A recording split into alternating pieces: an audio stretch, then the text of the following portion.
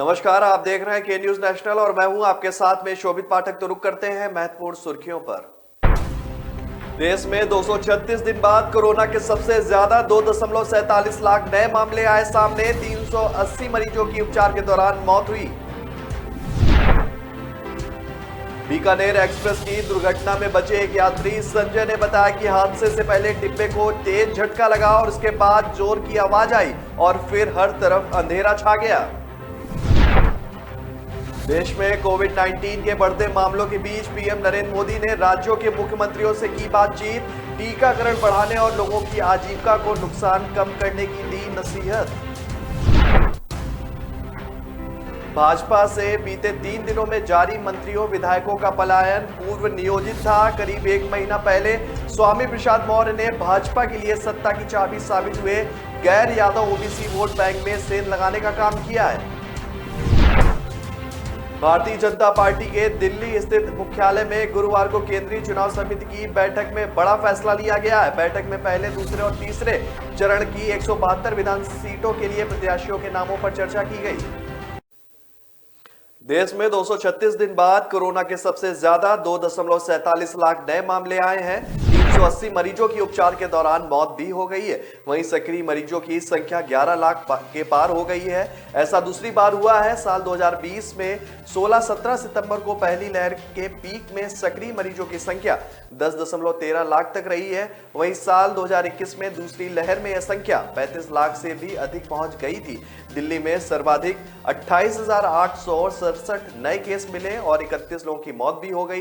देश में बृहस्पतिवार सुबह तक 2,47,417 केस मिले थे। हालांकि देर रात तक यह बढ़कर 2,65,187 हो गए। विशेषज्ञों के मुताबिक दिल्ली मुंबई में अगले हफ्ते तक कोरोना का पीक संभव है। अशोका विवि के प्रोफेसर गौतम मेनन ने बताया यही संकेत मिल रहे हैं कि बड़े शहरों में पीक 20 जनवरी तक पहुंच जाएगा। पूरे देश में यह फरवरी तक पहुंचेगा। अब तक 5,488 मरीजों में नए स्वरूप की पुष्टि भी हो चुकी है। पिछले एक दिन में ही 620 केस मिले। प्रधानमंत्री नरेंद्र मोदी ने कहा है कि ओमिक्रॉन वायरस कोरोना के पहले के स्वरूपों की तुलना में कई गुना तेजी से लोगों को संक्रमित कर रहा है। पीएम मोदी ने राज्यों के मुख्यमंत्रियों के साथ बातचीत में कहा कि हमें सावधान रहना चाहिए, लेकिन घबराहट की स्थिति ना आए। हमें देखना होगा कि त्योहारों के इस मौसम में लोगों की और प्रशासन की सतर्कता ही कहीं से भी कम ना पड़े। बीकानेर एक्सप्रेस की दुर्घटना में बचे एक यात्री संजय ने बताया कि हादसे से पहले डिब्बे को तेज झटका लगा था और उसके बाद जोर की आवाज आई थी और फिर हर तरफ अंधेरा छा गया। यात्री अपनी अपनी सीटों से नीचे गिर पड़े। डिब्बों के पलटने से यात्री इधर उधर हो गए। अस्पताल में भर्ती एक घायल ने बताया कि दुर्घटना के बाद वह और उसके साथ यात्रा कर रही उसकी मां एक दूसरे से अलग हो गए। स्थानीय लोगों ने उन्हें बाहर निकाला, लेकिन उनकी मां अब तक नहीं मिली है। बचाव कार्य में जुटे एक स्थानीय व्यक्ति मनोहर पाल ने बताया कि वह घटनास्थल के निकले एक चाय की दुकान पर दोस्तों के साथ चाय पी रहे थे। जब उन्होंने जोर की आवाज सुनी तो पहले लगा कि कोई धमाका हुआ है, लेकिन बाद में जब दौड़कर घटनास्थल पर पहुंचे तब पता चला कि ट्रेन बेपटरी हो गई है। रेल मंत्री अश्विनी वैष्णव ने दुर्घटना में मरने वालों के परिजनों को 5-5 लाख रुपए मदद देने की भी घोषणा की है। इसके अलावा गंभीर रूप से घायलों के लिए 1-1 लाख रुपए, मामूली रूप से घायलों को 25,000 रुपए की मदद दी जाएगी। राष्ट्रपति रामनाथ कोविंद, उपराष्ट्रपति वेंकैया नायडू ने रेल हादसे पर दुख भी जताया है और घायलों के शीघ्र स्वस्थ होने की कामना भी की है। राष्ट्रपति ने ट्वीट किया है कि बीकानेर एक्सप्रेस का पटरी से उतरना दुखद है। मेरी प्रार्थनाएं प्रभावित यात्रियों और उनके परिजनों के साथ हैं। उपराष्ट्रपति कार्यालय ने नायडू के हवाले से ट्वीट किया कि मेरी संवेदना प्रभावित परिवारों के साथ जरूर उनके साथ खड़ी है। देश में कोविड-19 के बढ़ते मामलों के बीच पीएम नरेंद्र मोदी ने राज्यों के मुख्यमंत्रियों से बातचीत में टीकाकरण बढ़ाने और लोगों की आजीविका को नुकसान कम करने के लिए सतर्क रहने का आह्वान किया है। उन्होंने कहा है कि कोरोना के अन्य स्वरूपों के मुकाबले ओमिक्रॉन तेजी से फैल रहा है, लेकिन हमें घबराने की नहीं बल्कि इससे सतर्क रहने की जरूरत है। उन्होंने 100% टीकाकरण का लक्ष्य पाने के लिए फिर हर घर दस्तक मुहिम में तेजी लाने पर भी जोर दिया। बैठक में गृह मंत्री अमित शाह, स्वास्थ्य मंत्री मनसुख मांडविया के साथ मुख्यमंत्रियों से मोदी ने कहा कि 10 दिन में 3 करोड़ किशोरों का टीकाकरण कराया जा चुका है। यह महामारी की चुनौती से निपटने के लिए देश की क्षमता और हमारी तैयारी को दर्शाता है। पूरी दुनिया में हम टीकाकरण के मामलों में अच्छी स्थिति में हैं। हमारे लिए गर्व की बात है कि आज लगभग 92% भारतीय पहली खुराक लगवा चुके हैं और दूसरी खुराक लेने वाले करीब 70% लोग हो चुके हैं। प्रधानमंत्री मोदी ने कहा कि महामारी से निपटने के लिए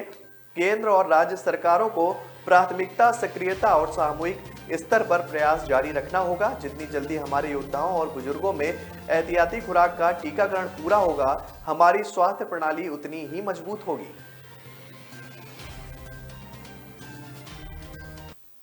भाजपा से बीते 3 दिनों में जारी मंत्रियों विधायकों का पलायन पूर्व नियोजित था। करीब 1 महीना पहले स्वामी प्रसाद मौर्य ने भाजपा के लिए सत्ता की चाबी साबित हुए गैर यादव ओबीसी वोट बैंक में सेंध लगाने के लिए भगदड़ की पटकथा लिखी थी। यही कारण है कि पार्टी छोड़ने वाले करीब सभी मंत्री व विधायक न सिर्फ गैर यादव ओबीसी वर्ग के हैं, बल्कि इनके इस्तीफे की भाषा भी एक जैसी है। खास बात यह है कि भाजपा नेतृत्व को इस पलायन की जानकारी थी। बीते महीने इन नेताओं से संपर्क भी साधा गया था। शुरुआती मान मनोबल के बाद प्रदेश इकाई ने केंद्रीय नेतृत्व को सब ठीक हो जाने का संदेश भी दिया था। हालांकि शुरुआती बातचीत के बाद इन नेताओं की गतिविधियों पर ध्यान नहीं दिया गया।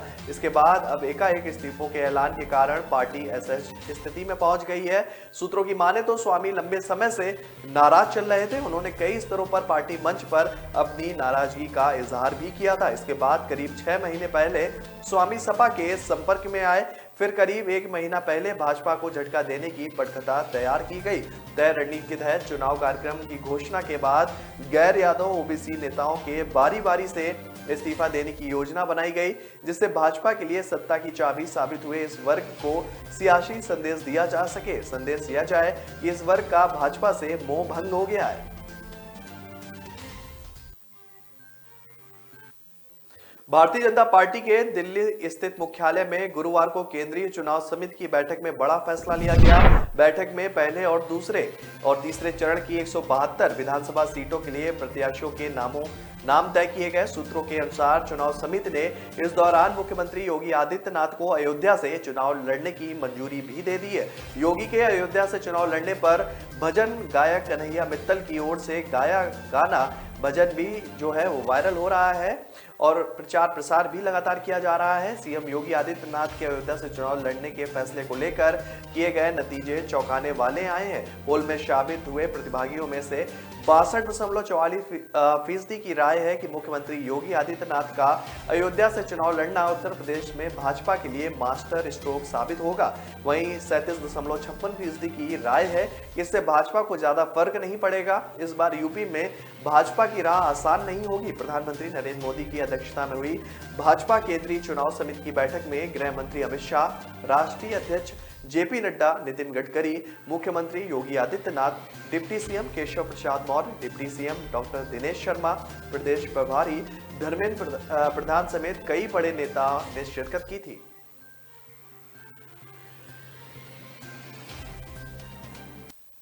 तो ब्रेक पर जाने से पहले रुक करते हैं अब तक की सुर्खियों पर। देश में 236 दिन बाद कोरोना के सबसे ज्यादा 2.47 लाख नए मामले आए सामने। 380 मरीजों की उपचार के दौरान मौत हुई। बीकानेर एक्सप्रेस की दुर्घटना में बचे एक यात्री संजय ने बताया कि हादसे से पहले डिब्बे को तेज झटका लगा और उसके बाद जोर की आवाज आई और फिर हर तरफ अंधेरा छा गया। देश में कोविड-19 के बढ़ते मामलों के बीच पीएम नरेंद्र मोदी ने राज्यों के मुख्यमंत्रियों से की बातचीत। टीकाकरण बढ़ाने और लोगों की आजीविका को नुकसान कम करने की दी नसीहत।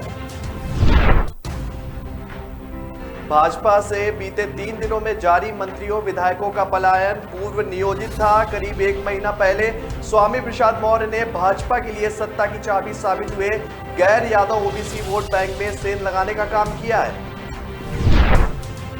भारतीय जनता पार्टी के दिल्ली स्थित मुख्यालय में गुरुवार को केंद्रीय चुनाव समिति की बैठक में बड़ा फैसला लिया गया है। बैठक में पहले, दूसरे और तीसरे चरण की 172 विधानसभा सीटों के लिए प्रत्याशियों के नामों पर चर्चा की गई।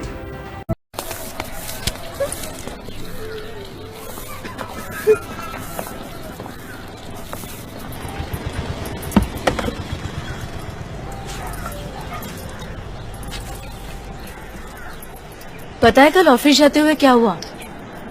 किसी ने मुझ पे पॉपकॉर्न फेंका। देखा तो 2-3 लड़के बाइक पे बैठे थे। फिर मेरा पीछा करने लगे और छेड़ने लगे ये कह के कि अरे मैडम, आपके बॉल में मेरा पॉपकॉर्न अटक गया है, जरा वापस कर दो ना। क्या करे, कितनों को समझाए। Share your story with your son. Don't let what happened to you happen to another woman.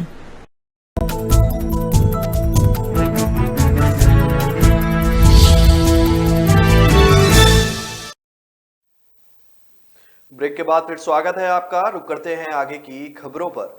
Bhajpa केंद्रीय चुनाव की हुई बैठक में शुरुआती 3 चरणों से जुड़ी 172 सीटों पर 3.5 घंटे की मैराथन चर्चा हुई। बैठक में पहले 2 चरणों की 113 सीटों में से 94 पर प्रत्याशी तय कर लिए गए हैं। 1 दर्जन विधायकों के टिकट भी काटे गए हैं। बाकी 19 पर पार्टी अध्यक्ष जेपी नड्डा प्रत्याशी तय करेंगे। घोषणा संभवतः शनिवार को की जाएगी। बैठक में कोरोना संक्रमित होने के कारण नड्डा, केंद्रीय मंत्री राजनाथ सिंह, नितिन गडकरी वर्चुअली शामिल हुए। गृह मंत्री अमित शाह, सीईसी के सदस्य और सीएम योगी आदित्यनाथ, प्रदेश अध्यक्ष स्वतंत्र देव सिंह, डिप्टी सीएम केशव प्रसाद मौर्य मौजूद रहे। पीएम नरेंद्र मोदी ने भी वर्चुअली हिस्सा लिया है। पार्टी ने तय किया है कि चुनाव में सीएम, दोनों डिप्टी सीएम और प्रदेश अध्यक्ष भी मैदान में उतारे जाएंगे। योगी अयोध्या से चुनाव लड़ेंगे। मौर्य कौशाम्बी की सिराथू सीट से और दिनेश शर्मा लखनऊ की किसी भी सीट से प्रत्याशी बनाए जाएंगे। सपा रालोद गठबंधन से 29 प्रत्याशियों की पहली सूची जारी भी कर दी गई है। इसमें 19 रालोद के जबकि 10 प्रत्याशी समाजवादी पार्टी के हैं। बसपा ने बुलंदशहर की 7 सीटों में से 5 में, हापुड़ की 3 सीटों पर, सपा रालोद गठबंधन ने बुलंदशहर व हापुड़ की 2-2 सीटों पर उम्मीदवारों के नाम घोषित किए हैं। कांग्रेस ने हापुड़ में 1 टिकट फाइनल भी किया है। कोरोना वायरस की दूसरी लहर के दौरान डेल्टा वेरिएंट बच्चों में कोविड-19 होने की सबसे बड़ी वजह बना।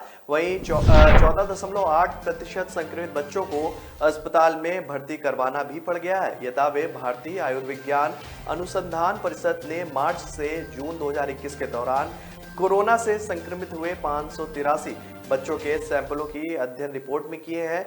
इनमें 16 सैंपल दिल्ली व एनसीआर में संक्रमित बच्चों के थे। अध्ययन में जो 18 के बच्चों में सबसे कॉमन कोरोना वायरस वेरिएंट की पहचान के लिए सभी सैंपल की जीनोम स्कैनिंग की गई। इसमें शामिल बच्चों की औसतन उम्र 13 वर्ष थी, जिनमें 51.8% 13 से 19 वर्ष और 41.2% 3 से 12 वर्ष के थे। बाकी 7% 3 वर्ष से कम उम्र के बच्चे थे, यानी करीब 40 संक्रमित बच्चों की उम्र 3 साल से भी कम थी। यह दर्शाता है कि बेहद छोटे बच्चों को कोरोना से पूरी तरह सुरक्षित मानना भूल हो सकती है। अध्ययन में शामिल बच्चों में से 37.2% ने संक्रमण के लक्षण भी बताए हैं। इनमें बुखार के 60%, खांसी के 49.3, नाक बहना 23.4, गले में खराश के 12, अन्य वजहों से 10% लक्षण थे। कुछ कोरोना वेरिएंट कुछ खास राज्यों में बच्चों के लिए आफत भी बने हैं। उत्तर प्रदेश, कर्नाटक, मध्य प्रदेश, तेलंगाना में डेल्टा वेरिएंट ने बच्चों को ज्यादा संक्रमित किया है। महाराष्ट्र, राजस्थान, चंडीगढ़ के बच्चों में कापा वेरिएंट ज्यादा मिला है। हालांकि उत्तर भारत में दूसरे वेरिएंट भी बच्चों में दिखाई दिए हैं।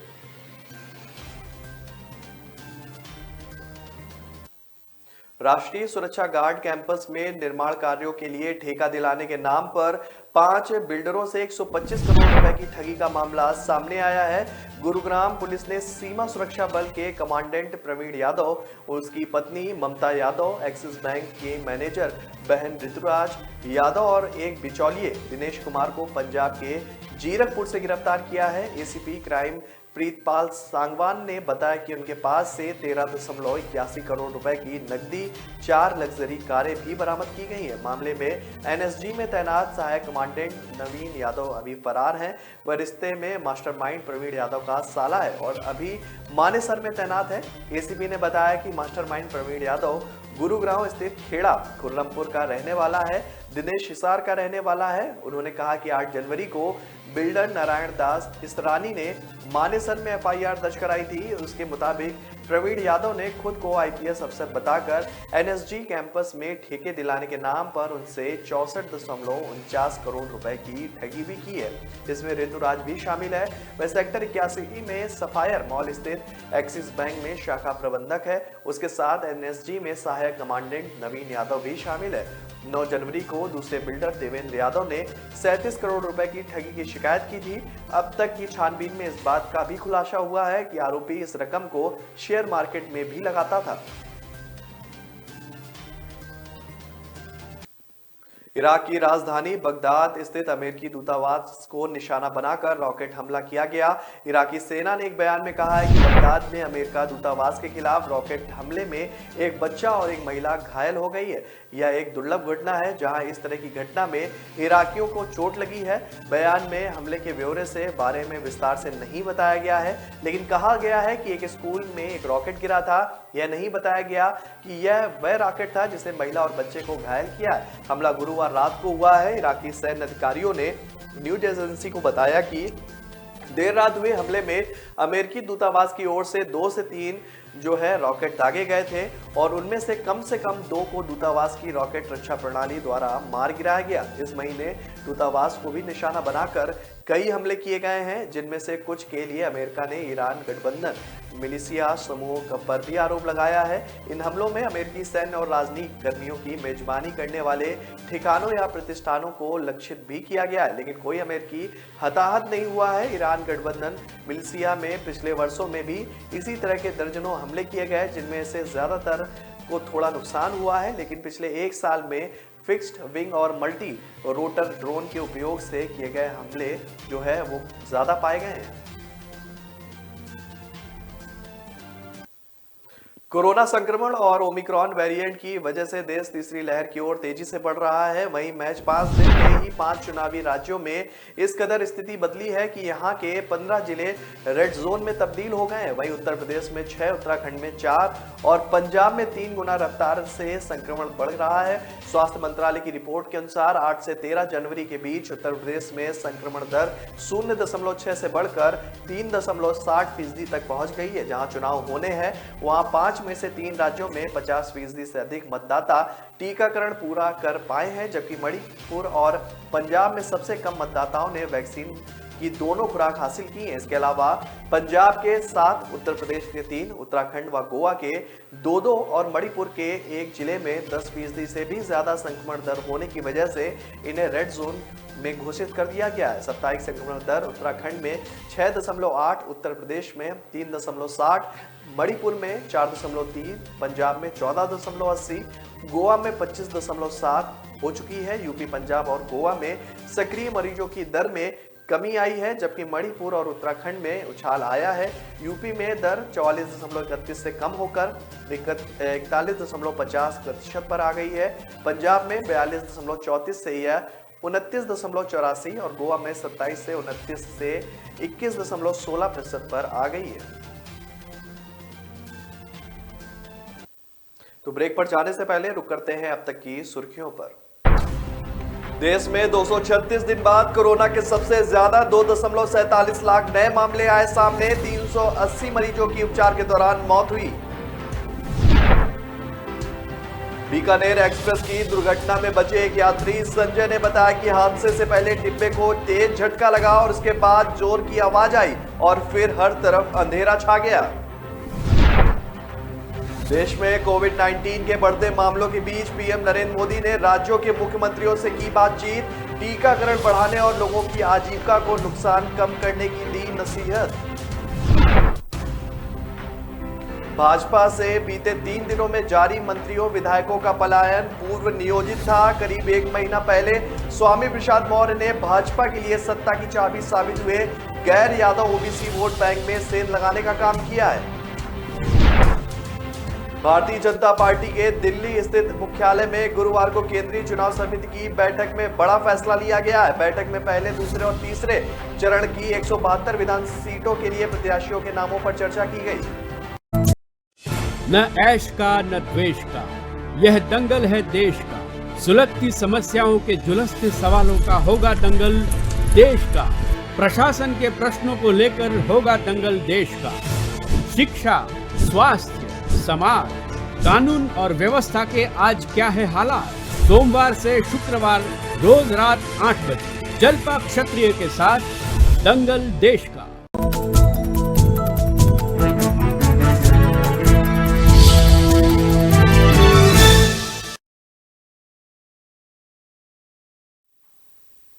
ब्रेक के बाद फिर स्वागत है आपका। रुक करते हैं आगे की खबरों पर।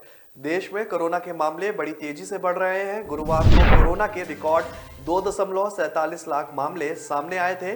बढ़ते संक्रमण के बीच प्रधानमंत्री नरेंद्र मोदी भी लगातार सभी राज्यों के मुख्यमंत्रियों के साथ बैठक कर रहे हैं। अमेरिका के कई राज्यों में मेडिकल ढांचा पूरी तरह से चरमरा चुका है। गुरुवार को अस्पतालों में पिछले 24 घंटे के अंदर 1,42,388 मरीज भर्ती किए गए। हालात बेकाबू होते देखकर राष्ट्रपति जो बाइडेन ने Michigan, new Jersey, new Mexico, New York, Ohio अस्पतालों में मदद के लिए सैनिक भी रवाना किए हैं।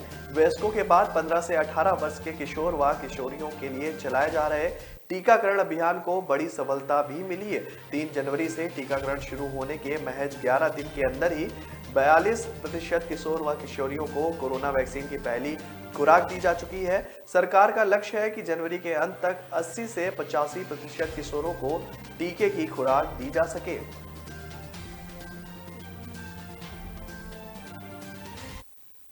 देश भर में इस वक्त कोरोना और उनके नए वेरिएंट ओमिक्रॉन ने हालत जो है बदतर कर दिए हैं। वहीं राजस्थान में भी स्थिति बदतर है। यहां भी हर दिन मामले तेजी से बढ़ रहे हैं। बीते दिन ही यानी कि बृहस्पतिवार को कोरोना वायरस संक्रमण के 9,881 नए मामले सामने आए हैं, जबकि संक्रमण से 7 मरीजों की मौत भी हुई है। वहीं परिस्थितियों को देखते हुए राज्य सरकार ने बड़ा फैसला भी लिया है। इसके मुताबिक राजस्थान सरकार ने 17 जनवरी से शुरू होने वाली 12वीं की प्रैक्टिकल परीक्षाओं को स्थगित कर दिया है। यह जानकारी राज्य के शिक्षा मंत्री बी.डी. कल्ला ने दी है। वहीं इस संबंध में उन्होंने एक ट्वीट भी किया है। शिक्षा मंत्री के अनुसार प्रदेश में 17 जनवरी से शुरू होने जा रही 12वीं की प्रायोगिक परीक्षाओं को आगामी आदेश तक स्थगित कर दिया है। बढ़ते कोरोना संक्रमण के कारण राज्य में 25 जिले रेड जोन में भी आ गए। इन परिस्थितियों को देखते हुए तथा विशेषज्ञों की सलाह पर यह निर्णय लिया गया है। उन्होंने कहा कि अगले महीने स्थिति की समीक्षा की जाएगी और नई तारीखों पर परीक्षा आयोजित करने पर आगे का निर्णय भी लिया जाएगा। पहाड़ी राज्यों में हुई बर्फबारी ने दिल्ली एनसीआर समेत समूचे उत्तर भारत में ठंड बढ़ा दी है। मौसम विभाग के मुताबिक बारिश के बाद देश के कई राज्यों में ठिठुरन में इजाफा हो गया है। इस बीच नए पश्चिम विक्षोभ की सक्रियता से 18-19 को दिल्ली एनसीआर में फिर से हल्की बारिश हो सकती है। आईएमडी के मुताबिक न्यूनतम और अधिकतम तापमान में कमी के चलते दिल्ली और इससे सटे पश्चिमी उत्तर प्रदेश और हरियाणा के एनसीआर के शहरों में ठंड में इजाफा हुआ है। ठंड का दौर सप्ताह तक जारी रहेगा। हालांकि अगले हफ्ते इसमें कमी आने के भी आसार हैं। मौसम विभाग के मुताबिक आगामी दिल्ली में पारा जो है और लुढ़क सकता है। मौसम विभाग आर.के. जेनामणि के वैज्ञानिक ने बताया कि अगले कुछ दिन तक देश के कई हिस्सों में आंशिक रूप से बादल भी छाए रहेंगे। अभी कई दिन तक मध्यम से घने स्तर का कोहरा भी देखने को मिल सकता है। इसके बाद 18 जनवरी के आसपास एक नए पश्चिमी विक्षोभ की सक्रियता से फिर हल्की बारिश होने के आसार हैं। राष्ट्रीय राजधानी में बृहस्पतिवार की सुबह घना कोहरा छाया रहा और 7 बजे जो विजिबिलिटी थी वो कम होकर 100 मीटर तक ही रह गई। शहर में न्यूनतम तापमान मौसम के औसतन से 2 डिग्री कम यानी कि 5.8 डिग्री सेल्सियस दर्ज किया गया है। मौसम कार्यालय के अनुसार सफदरजंग वेधशाला में सुबह 7 बजे घने कोहरे के कारण विजिबिलिटी कम होकर 100 मीटर तक दर्ज की गई। रायबरेली जिला विद्यालय निरीक्षक ओमकार राणा, अचानक चालक और जिला महिला अस्पताल की वरिष्ठ चिकित्सक डॉक्टर निर्मला साहू समेत 135 लोग कोरोना संक्रमित हो गए हैं।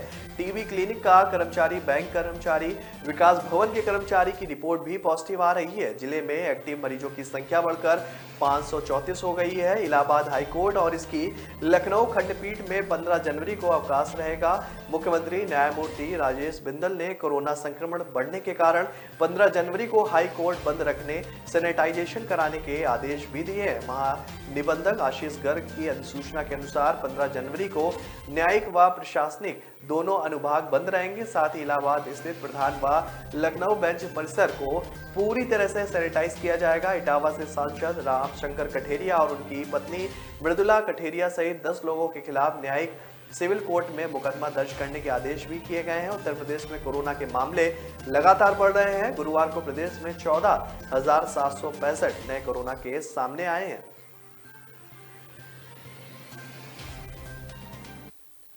गुजरात में उत्तरायण पर्व, जिसे मकर संक्रांति के नाम से भी जाना जाता है, इस दौरान पतंगबाजी होती है और जिसमें बड़ी संख्या में पक्षी पतंग की चोट से घायल हो जाते हैं। इन पक्षियों के सुरक्षा एवं समय पर इलाज संभव हो सके, इसके लिए वन विभाग की ओर से फैसला किया गया है कि घायल पक्षियों के लिए उपचार केंद्र बनाया जाएगा, जिसके बाद इलाज के लिए सर्जिकल, ओटी, ओपीडी और आईसीयू की स्थापना भी की गई है। इन उपचार केंद्रों में सुबह से शाम तक कर्मचारी कार्यरत रहेंगे। घायल पक्षियों का उपचार पशुपालन विभाग की ओर से पशु पॉलीक्लिनिक, पशु चिकित्सा औषधालय और चल पशु औषधालय में किया जाएगा। चाइनीज डोरी, नायलॉन और सिंथेटिक की डोरी पूरी तरह से प्रतिबंधित रहेगी। जीवदया चैरिटेबल ट्रस्ट के वेटरनरी सर्जन डॉक्टर उत्सव प्रजापति ने बात करते हुए बताया कि घायल पक्षियों को बचाने के लिए मेडिकल और सर्जिकल टीमें भी बनाई गई हैं। जानकारी के मुताबिक मकर संक्रांति पर पतंग उड़ाने के दौरान डोर की चपेट में आने की वजह से घायल पक्षियों का बचाव किया जाएगा। घायल पक्षियों की जानकारी देने के लिए प्रशासन विशेष हेल्पलाइन शुरू करेगा। उत्तरायण पर्व के दौरान चाइनीज डोर और जो है इसका इस्तेमाल जो है वो किया जाता था, लेकिन अब इस पर रोक रहेगी।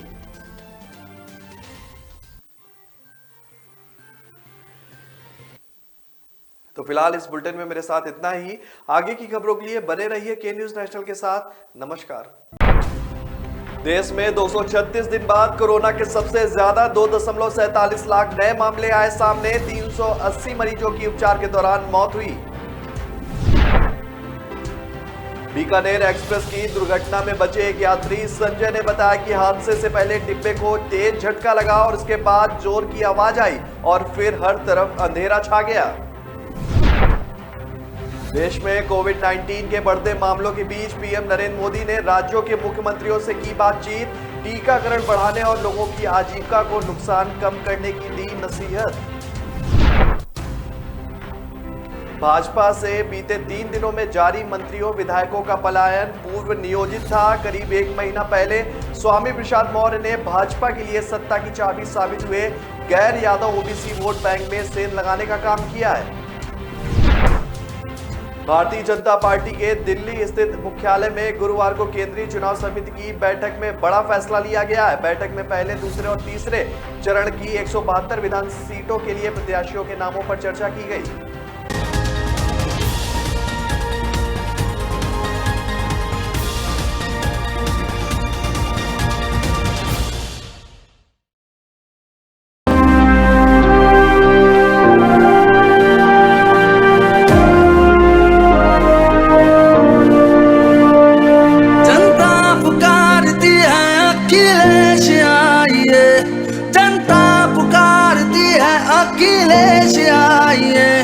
खुशहाली और विकास का सूरज उगाइए, खुशहाली और विकास का सूरज उगाइए।